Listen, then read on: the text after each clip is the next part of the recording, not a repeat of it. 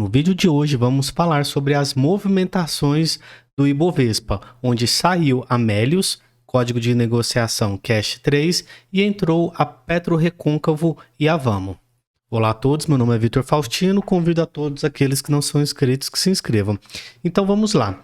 As ações da companhia de cashback ficaram de fora da terceira prévia do índice acionário. PetroRecôncavo, RECV3 e Vamo 3 entram na carteira. A partir dessa segunda-feira, os ativos da companhia deixam de compor a carteira do Ibovespa, que ficará vigente entre setembro e dezembro desse ano, de acordo com a terceira e última prévia divulgada na última quinta-feira, dia 31 de agosto. E apesar da saída da Cash 3 do Ibovespa, outras duas companhias passam a compor o índice para setembro e dezembro, que seria a PetroRecôncavo e a Vamo 3. Vale lembrar que para fazer parte do índice, a B3 considera critérios como volume de negociação e o status da empresa. Companhias em recuperação judicial ou cujo preço dos ativos é inferior a R$1 não são elegíveis, por exemplo. E uma matéria muito interessante aqui da Empíricos, eles comentam sobre isso, como a entrada no Ibovespa impacta as ações da PetroRecôncavo e da Vamo 3. Olha, o analista Fernando Ferrer, ele lembra que diversos fundos e ETFs seguem fielmente a composição do Ibovespa. Com o rebalanceamento do índice, os fundos devem acompanhar a alteração e gerar uma pressão compradora para as ações da PetroRecôncavo e Vamo.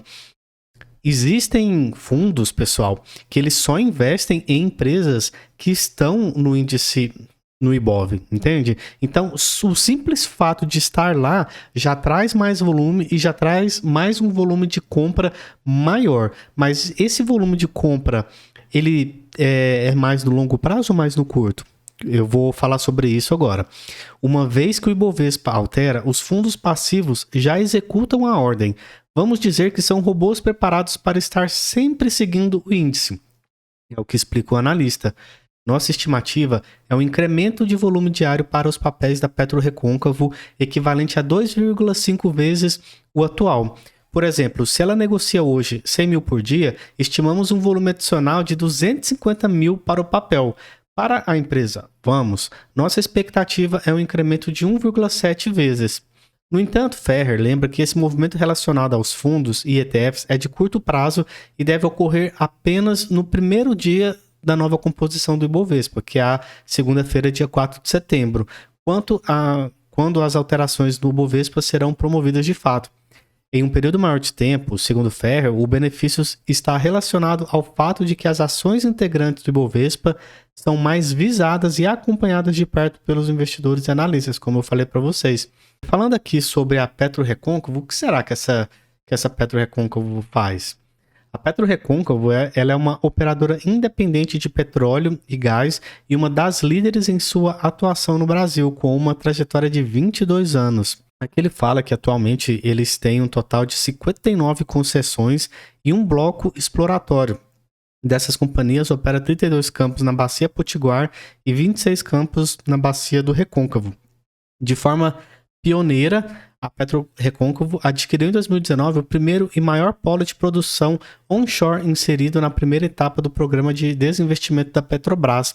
Então a Petrobras ela vai lá, ela extrai, ela faz toda a extração no campo. Só que chega um determinado momento que ainda tem petróleo lá.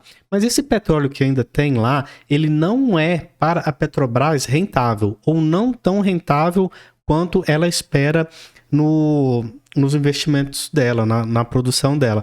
Então, já que para a Petrobras não é tão rentável e ainda tem petróleo, ela vai lá e leiloa para outras empresas, como por exemplo a PetroRecôncavo, entendeu?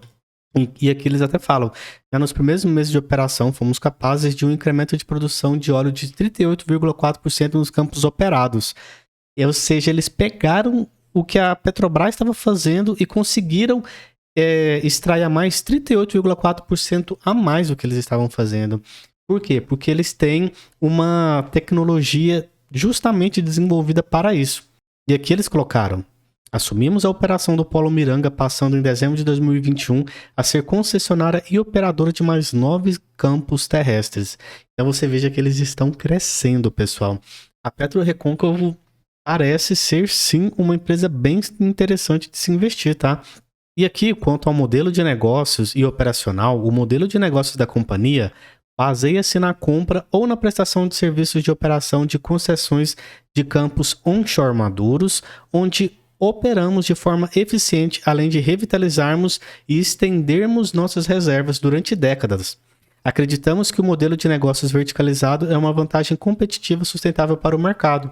A operação de sondas de perfuração e workover com equipamentos e equipes próprios tem nos permitido obter ganhos de produtividade, redução de custos significativos e mais segurança no time de operações. Quando eles falam que são verticalizados, é porque eles buscam fazer tudo dentro de casa.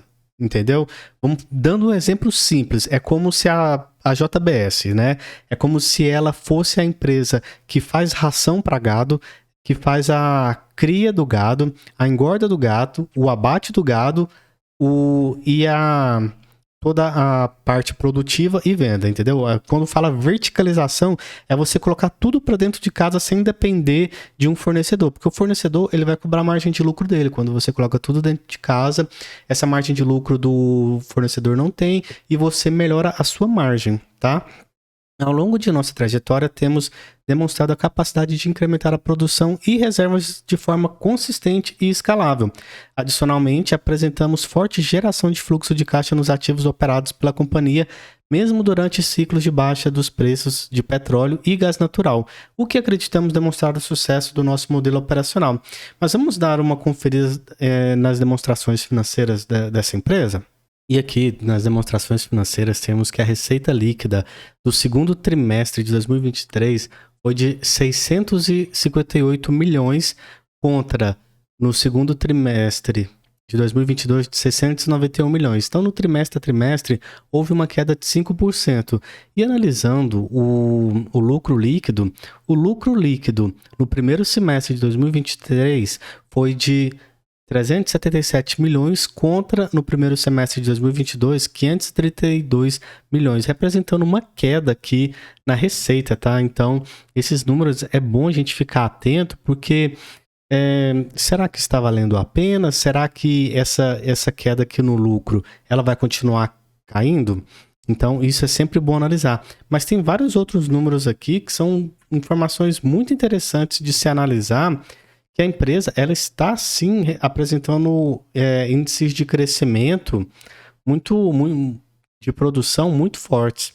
Aqui eles demonstram que a média de produção bruta e participação da companhia, olha o BBL por dia, no segundo trimestre de 2023, 9.343, enquanto no segundo trimestre de 2022, 8.055, demonstrando um aumento de 16%.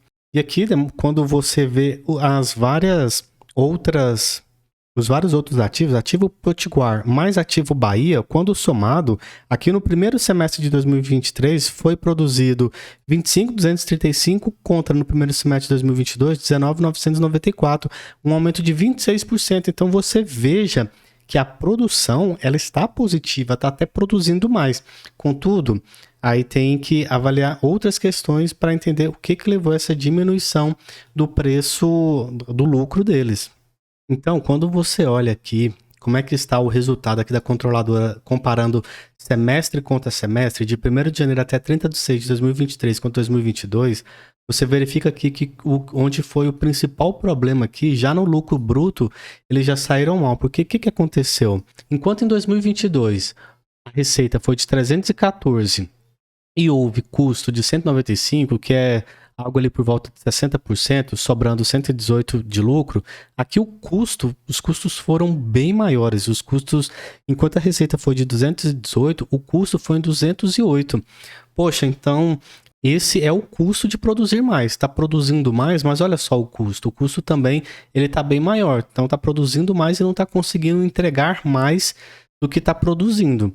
Então aqui é importante ficar atento ao tanto que o custo está sendo muito mais elevado agora no ano de 2023. Olhando aqui, comparando ano contra ano. Quando você vê aqui, as despesas gerais e administrativas, nesse ano, estão em 38 milhões contra 11 milhões do ano passado. Aumentou muito as despesas gerais administrativas, né? Também aumentou demais as outras, isso aqui já é receita, né? Teve outras receitas, 25 milhões contra no ano passado 9 milhões.